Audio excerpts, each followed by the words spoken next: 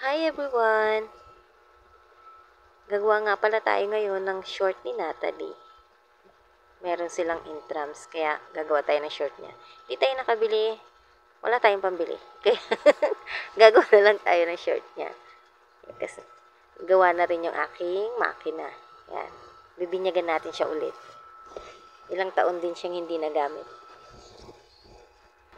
May tira akong tela na Gina. Yan, kulay yellow. Dahil nga yellow sila, yan. Ginawa ko na lang siyang short ni Natalie. Balak ko kasing gawin ng ano yan eh.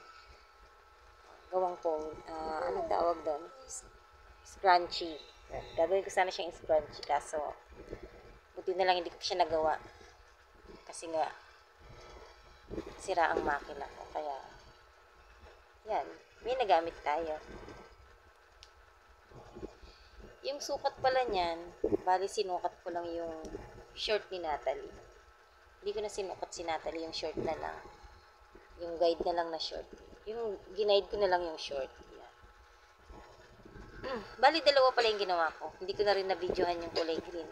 Kasi yung isa kong pamangkin, wala din siyang gagamitin. Yan. May tela din akong green. Ginawa ko din siya.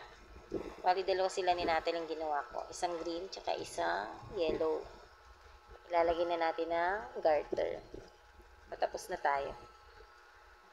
Kaso nahirapan ako dyan kasi yung ginamit ko kasi is chane.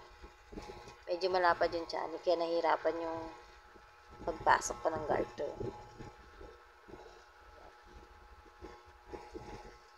Mag-muse nga din pala siya, kaya gagawa din kami ng palda nito. Mag-muse siya sa intrams nila.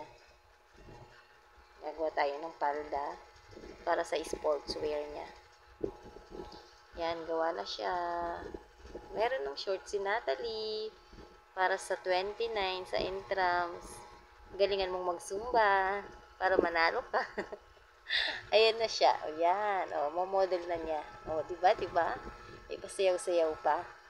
Ayan, yan yung short na nagawa natin.